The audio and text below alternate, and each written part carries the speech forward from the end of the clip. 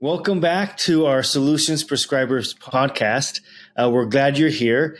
In this episode, I actually would like to start with a quote that I absolutely love, and it states, "That which you focus on grows."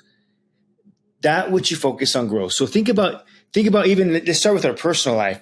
Let's start with relationships. When we focus on the positive of someone, we get to see the more positive and the more light of that person, and then we like them even more, and we get along better because we highlight, or we notice the goodness in them, or that we're focusing on the goodness of them. And then when we don't like someone, we start focusing on the things that we don't like about them, and how they say things and how they do whatever. And then it gets to a point that they can just breathing just annoy, the way they breathe annoys you. And so that which you focus on grows. Same thing if you're riding the bike, or you're going down a slope and you're going, don't fall, don't fall, don't fall, don't fall, don't hit that tree, don't hit that tree. And then you're focusing on that tree. Next thing you know, you're going towards that tree. And so in business is the same way. It's like, what are you focusing on? And if you pay attention to that, you grow. And we'll use our clinics. You offer different services, and sometimes you're offering maybe a hormones, or you're offering laser hair removal, or you're offering body contouring, and maybe you'll notice that sometimes the services go up and down during 1 month or another, because of promotions that are taking place, because of what you're focusing on. And then we go, oh, we forgot to water this part of the garden, and because we're focusing on this side. So how do we maintain a balance as we are growing as a clinic? And there's three main things that we must divide, or must keep in mind, I should say, as we divide our efforts. And the first division, if you will, department or area that we have to focus on is why we're in business, and that is the time we spend servicing our clients, the time we spent servicing our patient.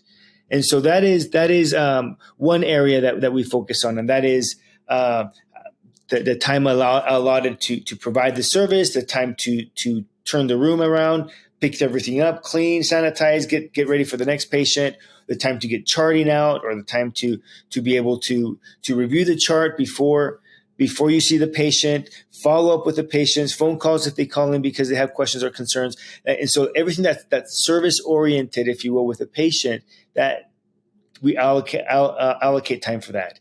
The second thing that we allocate time for is the business itself. And that is, how much time am I spending, or not how much time am I spending? It's doing the scheduling of the staff, the building, paying the bills, strategizing, having meetings with the staff. I mean, all of the logistical works, your one-on-one meetings with the team members. If there's things that you need to take care of, like inventory, and making sure that you place the order of the inventories and doing inventory, and then staff training, if you have staff training, and all of that logistical side of the business, if you will. And then the third one is the revenue generating activities. And this is where I want to focus on today's episode is the area of revenue generating activities. And this is the area that, as we have shadowed and visited practices all over the nation, we have noticed that this is an area where we don't focus on as much, or we allow it to be the third. So we focus on servicing in the business, and then if we have time, we'll focus on revenue generating activities. And so as we talk about revenue generating activities, I want to go back to a time where I had the opportunity to go and visit Africa, and I had the time to be with learn from them, and actually I was out there doing some support of a business, and I literally was out there selling cakes and cookies in the streets, and just it was a great experience. But one thing that stood out to me as I was out there was the importance of water. And I take that for granted sometimes, but because I have access to water. But back over there, the villages are built around the wells, around the water. And at one point, we're there as a group, and we're pumping the well for water to come out. And what was interesting is that we all formed a line so we can take turns. And as you start it, as you begin it, it takes a while. It takes some effort. It takes a while for the water to get pumped up and then for the water to go. But then once it's going, it's just a matter of just keeping the momentum. And so we had a line of people formed, and where as one got tired or needed a little break from just making the movement, somebody else would come in and replace that person and keep the momentum. Thank goodness we wouldn't stop and then look for help and then have somebody else come in and then spend some time doing that. And then maybe that person that was going to start it, they go, no, this doesn't work, because they've never seen it work before. So they stop pumping, not knowing that, yeah, you just have to continue to pump and water will come out. Thank goodness we didn't stop in between us, because also everybody's going to have to go through that pain of it takes a while for the water to come. It's exhausting. It is so much better when everybody just replaces each other immediately and the momentum continues. It's easier, and they can just follow the next energy, if that makes sense. And so as we transfer that to sales, same thing happens with sometimes our revenue generating activities or our sales efforts.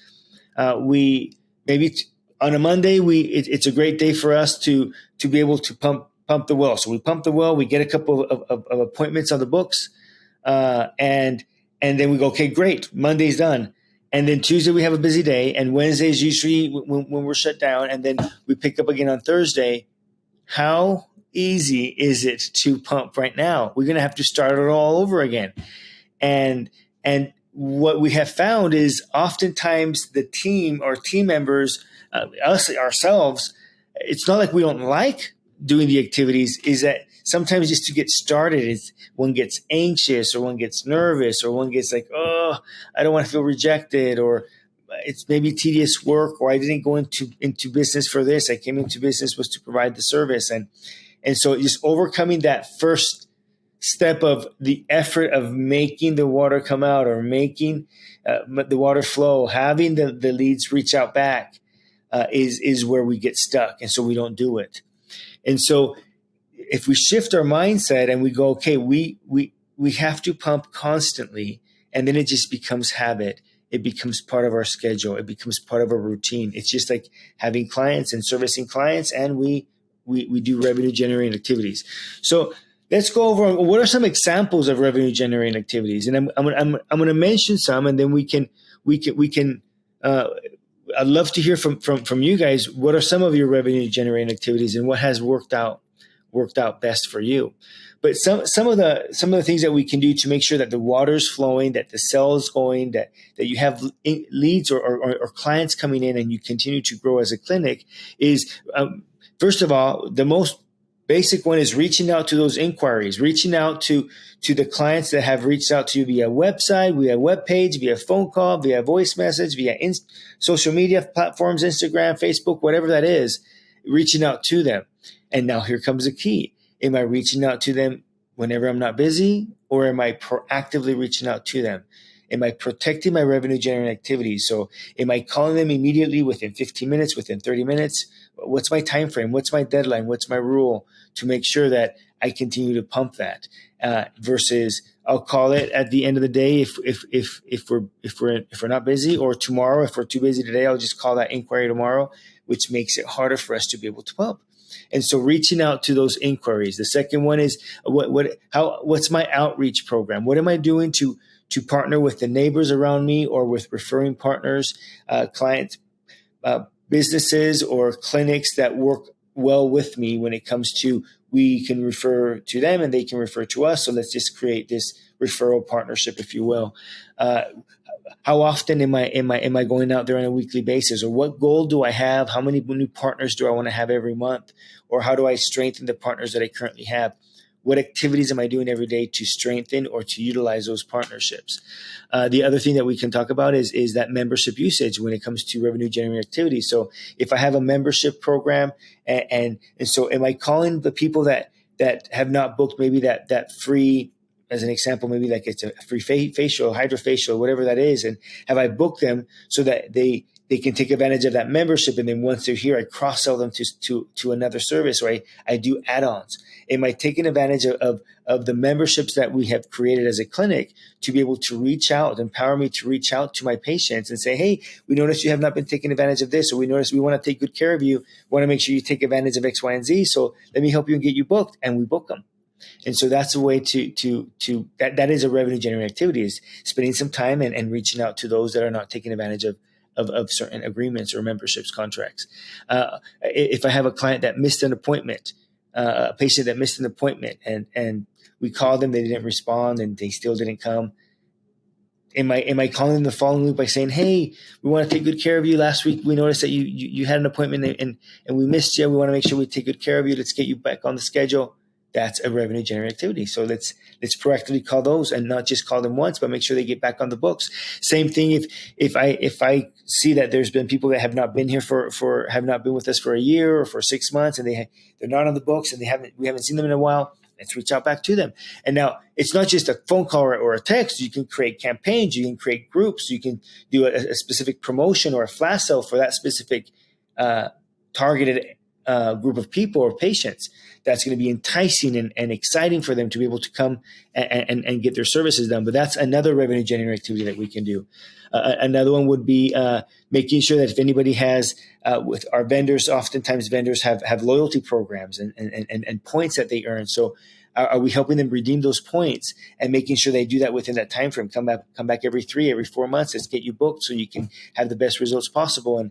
And we want to take good care of you, and we get that going. So those are the revenue generating activities that we can do as a clinic. The key now becomes, how do I protect my time?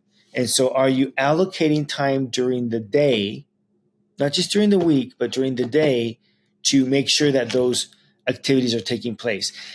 The great thing about these activities is sometimes these activities can be automated. It doesn't have to be one person doing it. We can make these automated, and you can have systems and processes that reach out to certain people. You just kind of create a text and it does a massive text. But just think about, how often am I doing this portion of revenue generating activities so I can pump the well, so the water can flow, sales can flow, revenue can flow on a constant basis. We have clinics that allocate 1 or 2 hours. If they are a smaller group, they 1 or 2 hours a day just to do revenue generating activities. Sometimes they alternate who's going to do it throughout the week, and they assign that so everybody pitches in. I've seen power hours where people just go, okay, we're going to spend the next hour doing revenue generating activities, and they kind of do that and they focus on that. If there's downtime, it's keeping that in mind of saying, what are we doing today to make sure that my pump does not stop, because it's going to be harder to repump it. And so our invitation to you today is continue to focus, obviously, on the area of servicing your patients and providing them great outcomes. Continue to focus on your business, on growing the business, on doing the books, doing payroll, scheduling, training, all that important, crucial stuff. We invite you this week to pay attention of how often during the week and during the day am I dedicating time for revenue generating activities. How often? Measure it. How often during the day or during the week? How much time are we spending, my team is spending, in revenue generating activities? And then start measuring that, and most importantly, start allocating it and protecting it. Your golden hour, your power hour, to be able to bring in that flow, that water, that revenue, and continue to grow your business. We'd love to hear what you guys do for revenue generating activity, and what's helped you in your practice to be able to protect that time to be able to grow your business.